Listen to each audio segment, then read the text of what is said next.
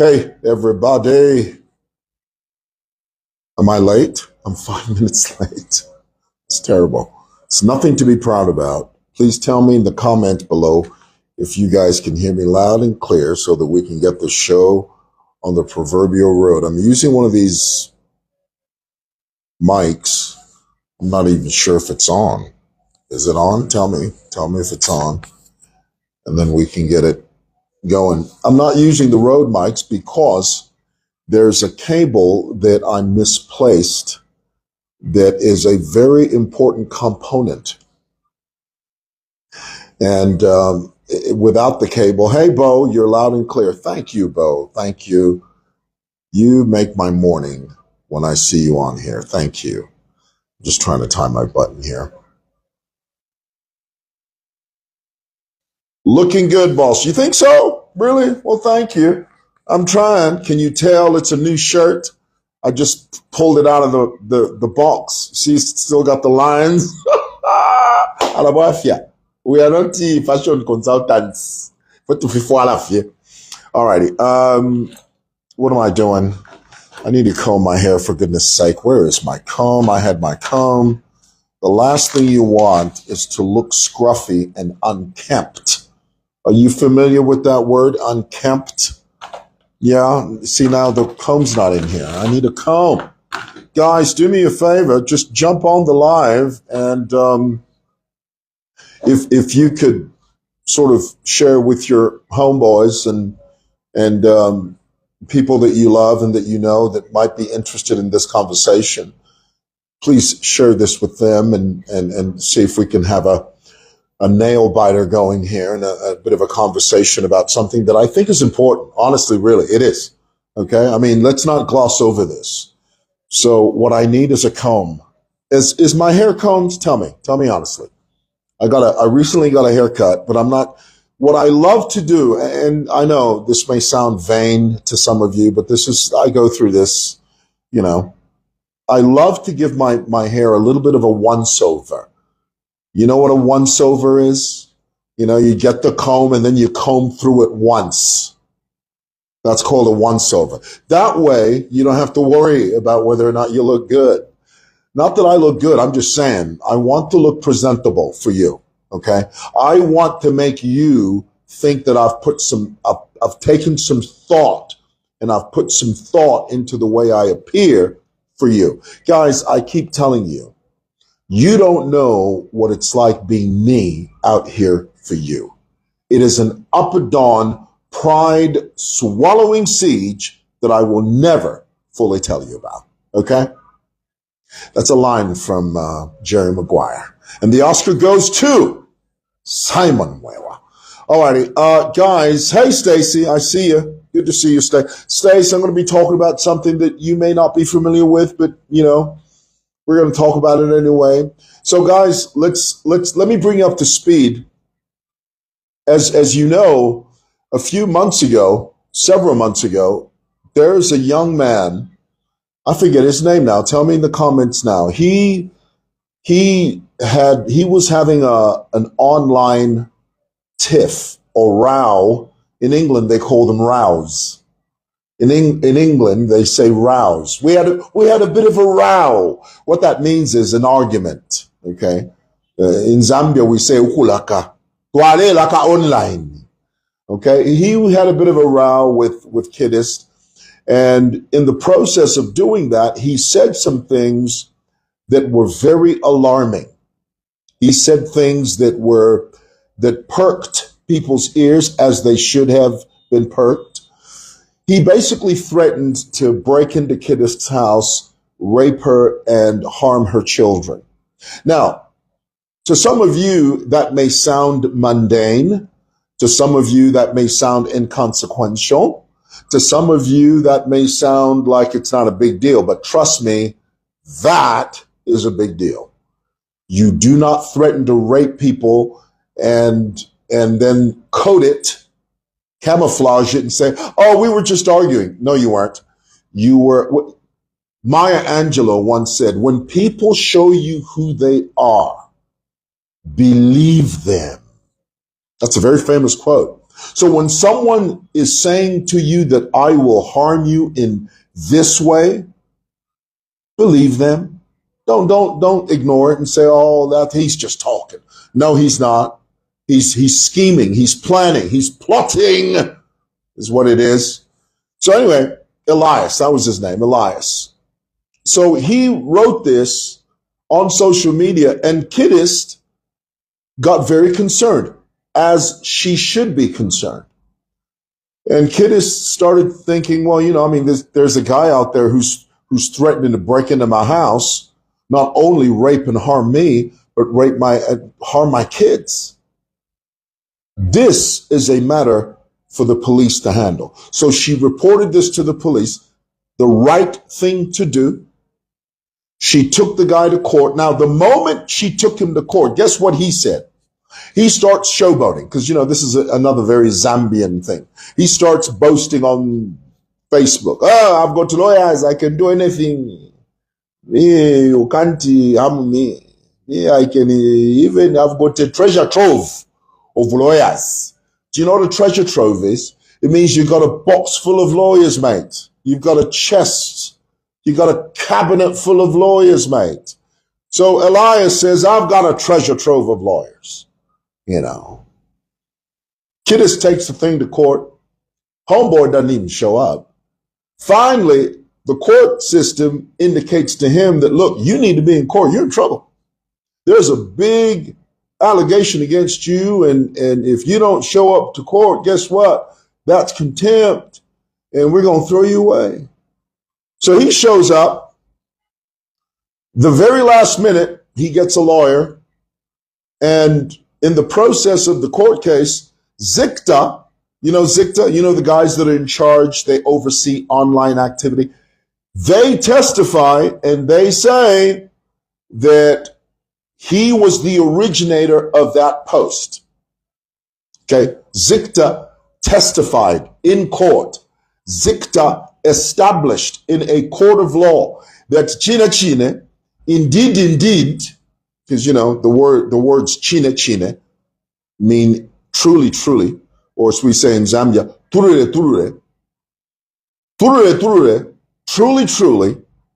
this post was originated by this guy.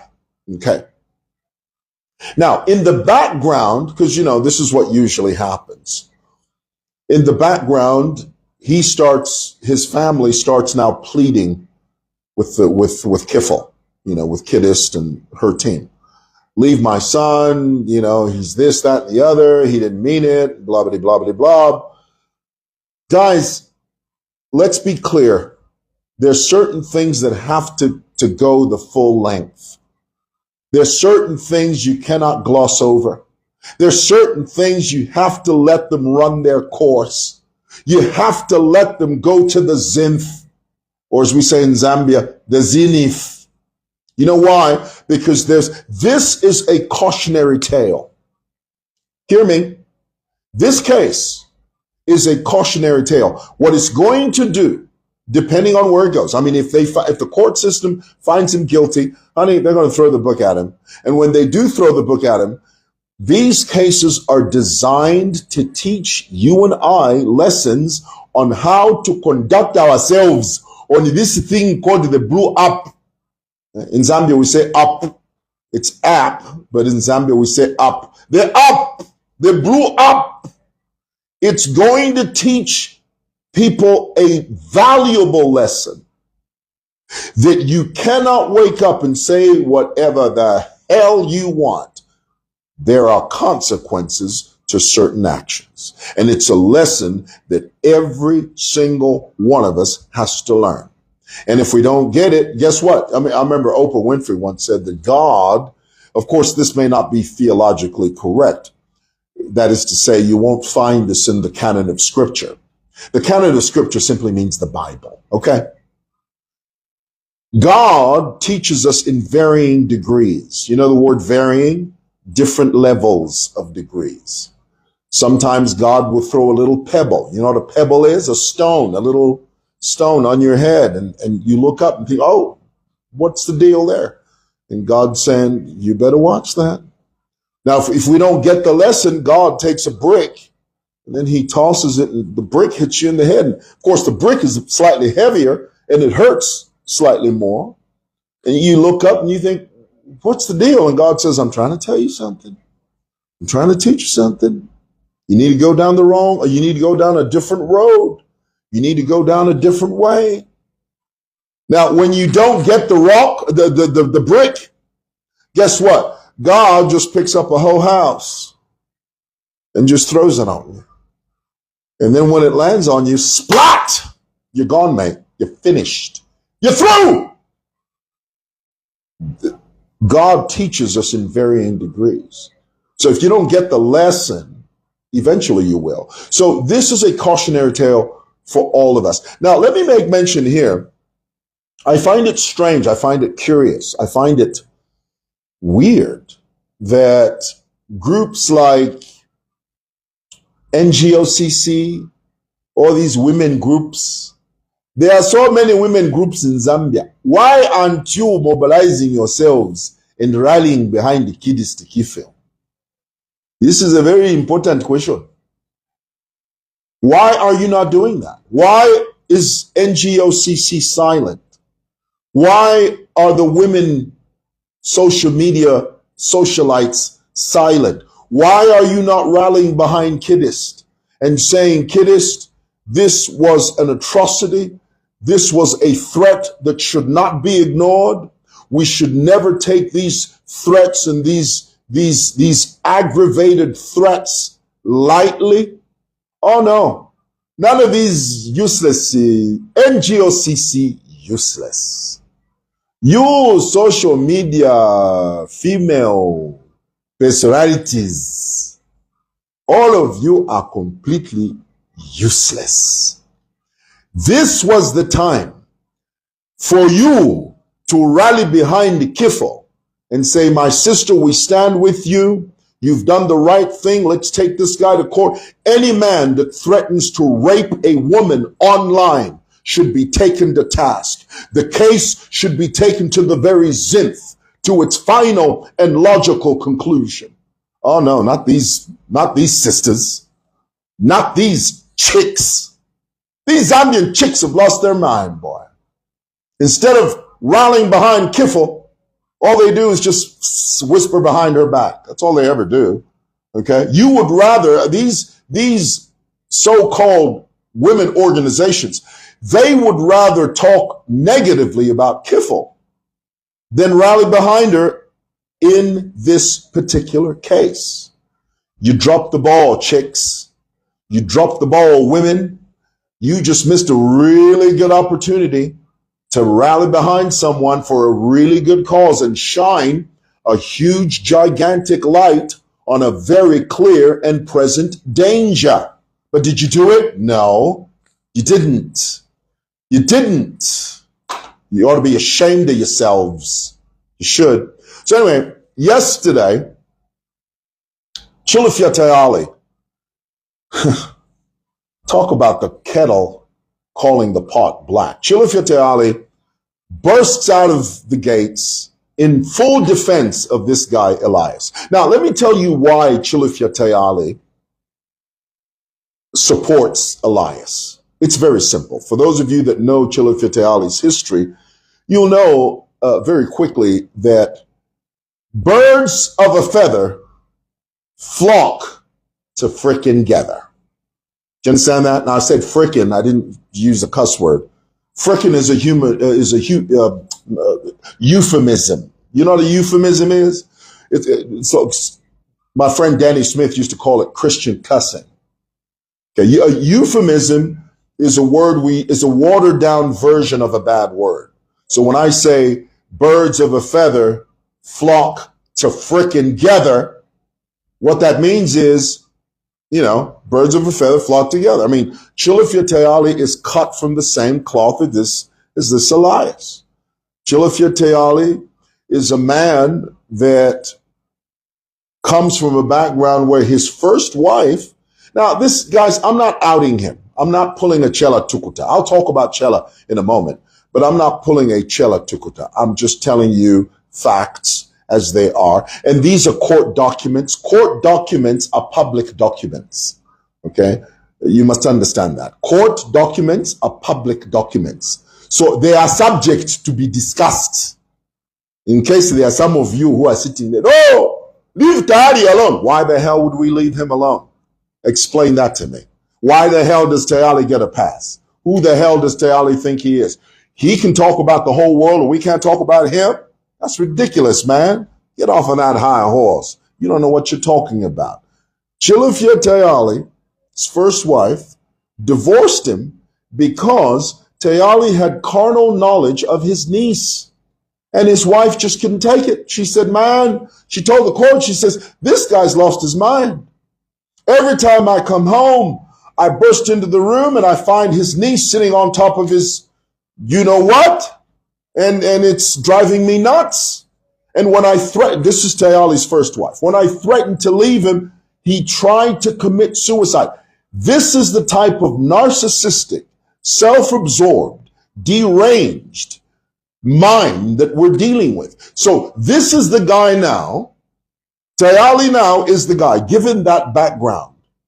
He's now the guy defending Elias, bursting out of, no, leave him, leave Elias, yeah. And then he turns the victim into the villain. This is Tayali's MO.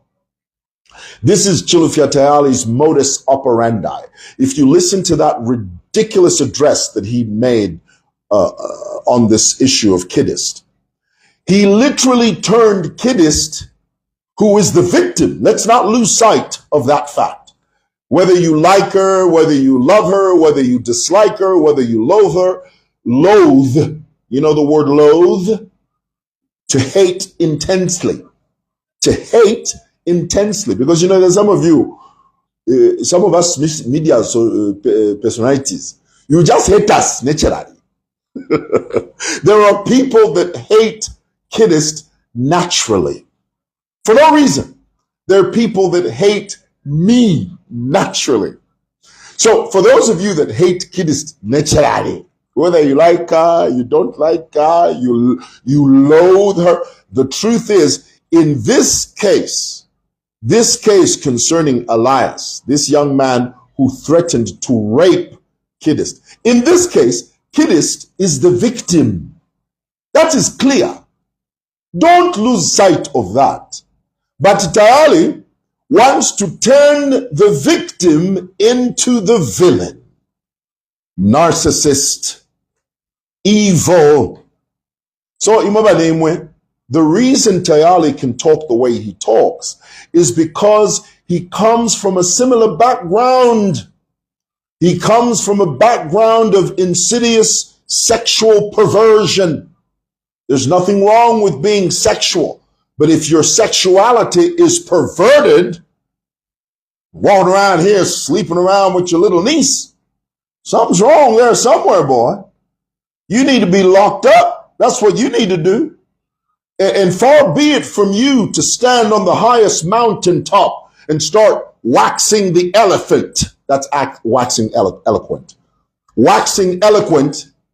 Kuti, no, Elias, he was just joking.